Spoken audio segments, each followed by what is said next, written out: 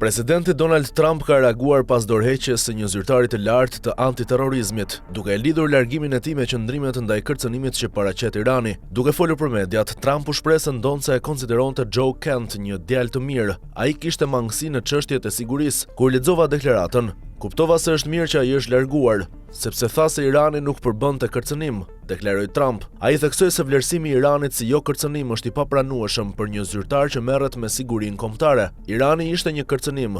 Çdo vend e kuptoi se çfarë kërcënimi ishte Irani, u shpreh ai. Sipas Trump, persona që mbajnë qëndrime të tilla nuk duhet të jenë pjesë e strukturave të sigurisë. Kur dikush që punon me ne thotë se Irani nuk është kërcënim, ne nuk i duam ata njerëz, shtoi ai. Ish presidenti e cilësoi Iranin si një kërcënim të jashtëzakonshëm, duke përsëritur qëndrimin e tij për një qasje më të fortë ndaj Teheranit. Dorëheqja e zyrtarit vjen në një moment tensionesh të larta në lindjen e mesme, ndërsa debati mbi sigurinë dhe vlerësimin e kërcënimeve vjon të mbetet në fokus të politikës amerikane.